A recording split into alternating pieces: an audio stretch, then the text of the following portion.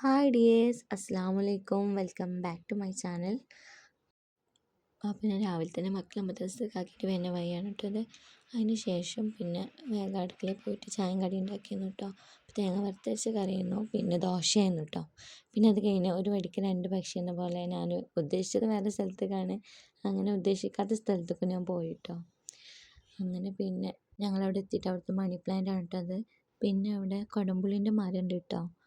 ഈ കൊടംപുളി ഇങ്ങനെ മഴക്കായപ്പോൾ ഈ സമയത്ത് ഒരുപാട് നിലത്ത് വീണ് കിടക്കുന്നുണ്ടായിരുന്നു. അങ്ങനെ ഇത് നമ്മൾ ഉണക്കിയിട്ട് എത്തൂലേ, ഇത് ആദ്യം വീണ് കിടക്കുന്നതാണ് കേട്ടോ. അപ്പോൾ ഇത് കാണാൻ തന്നെ നല്ല ഭംഗിയുണ്ട്. അതിൻ്റെ ഉള്ളിലുണ്ടാവുമല്ലോ അതിൻ്റെ സീഡ് കഴിക്കാനൊക്കെ നല്ല ടേസ്റ്റാണ് കേട്ടോ. പിന്നെ ഇത് ഉണക്കിയിട്ട് നമ്മൾ കറിയിലിടൽ, അത് ഇങ്ങനെ ഈ പുകത്തൊക്കെ വെച്ചിട്ട് ഒരുപാട് ദിവസങ്ങൾ ഉണക്കും നമ്മൾ അടുപ്പത്ത് വെച്ചിട്ട്. അതൊക്കെ ഇത് കാണിക്കുന്നുണ്ട് കേട്ടോ അതിൻ്റെ വീഡിയോ. അപ്പോൾ കണ്ടില്ല, ഇങ്ങനെ കിടക്കുന്നത് കാണാൻ നല്ല ഭംഗിയാണ്. നല്ലൊരു റൗണ്ട് ഷേപ്പിൽ അതിൻ്റെ ഒരു ആകൃതിനെ കാണാൻ നല്ല ഭംഗിയാണ്. നല്ല പഴുത്ത നല്ല മഞ്ഞോ അല്ലെങ്കിൽ പച്ചയാണ് കേട്ടോ. വീട്ടിലുള്ളവർക്ക് കണ്ടില്ല അതിൻ്റെ മരം കുറച്ച് ഹൈറ്റ് ഉണ്ടായതുകൊണ്ട് അങ്ങനെ ക്ലിയറിൽ കിട്ടിയില്ല കേട്ടോ എനിക്ക്. പിന്നെ അതുപോലെ തന്നെ അവരവിടെ ചെറീസ് ഉണ്ടായിരുന്നു കേട്ടോ. ചെറീസ് നല്ല പുളിയായിരിക്കുമല്ലോ, അതിപ്പോൾ പച്ചയാണ്. ഇനി പഴുത്താലും മധുരമൊന്നും ഉണ്ടാവില്ല. ഒരു തവണ ഞാൻ കൊടുന്നിട്ട് അങ്ങനെ നമ്മൾ ഷോപ്പിലത്തെ പോലെ ചെറി ഉണ്ടാക്കി കേട്ടോ, കളറൊക്കെ ഇട്ടിട്ട് ഒരുപാടുള്ള സമയത്ത്. പിന്നെ ഉപ്പിലിട്ടേക്കാനും പറ്റും കണ്ടോ. നല്ല റെഡ് കളറായിട്ടുണ്ടായിരുന്നു കേട്ടോ, നല്ല ഭംഗിയുണ്ടായിരുന്നു കാണാൻ. പക്ഷെ ഇതിൻ്റെ ഉള്ളിലൊരു കറയായിരിക്കും, അതുപോലെ തന്നെ കഴിച്ചിട്ടുള്ളവർക്ക് അറിയായിരിക്കും. പക്ഷെ ഒരുപാടൊന്നും ഇല്ലായിരുന്നു, കുറച്ചൊക്കെ അങ്ങനെ ഉണ്ടായിരുന്നുള്ളൂ കേട്ടോ. ഒരു വീട്ടിൽ ഒരുപാട് സാധനങ്ങളുണ്ട് കേട്ടോ, ഫ്രൂട്ട്സ് ആയിട്ടും മറ്റ് എല്ലാതും ഉണ്ട്. പക്ഷേ ഈ സമയത്ത് ഒരുപാട് സാധനമൊന്നും അങ്ങനെ കായായിട്ടില്ല. കൊക്കോ ഒക്കെ ഉണ്ട് കേട്ടോ. പിന്നെ ഞാൻ ജാതിക്കമരത്തിൻ്റെ ഒട്ടൊക്കെ പോയത്, ജാതിക്കമരത്തിലും ഒരുപാടൊന്നുമില്ല, കുറച്ച് തന്നെ ഉള്ളൂ. പിന്നെ അങ്ങനെ റോസ് പൂ ഇങ്ങനെ മുറ്റത്ത് വിരിഞ്ഞിരിക്കണം കേട്ടോ. കാണാൻ തന്നെ എന്ത് ഭംഗിയാണെന്നറിയോ.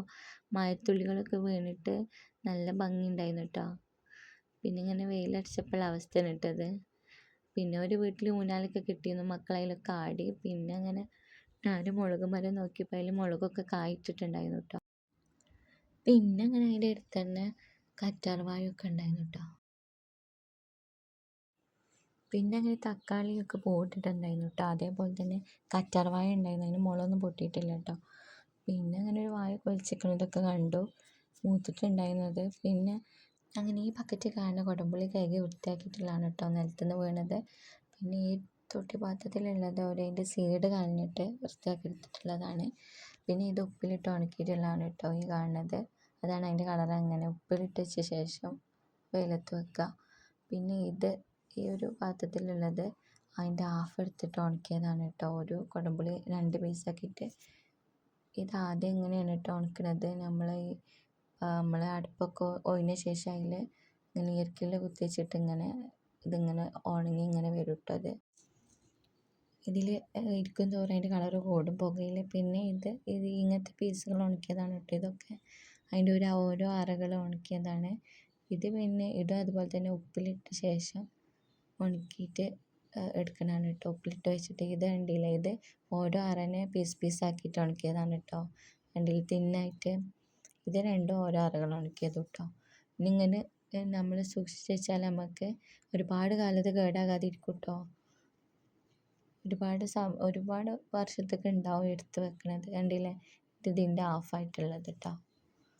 ഈ ഹാഫ് ആയിട്ടാണ് ഉണക്കിയിട്ടുള്ളത്, അതിൻ്റെ പച്ചണത്. അപ്പോൾ ഇത്രേ ഉള്ളൂ.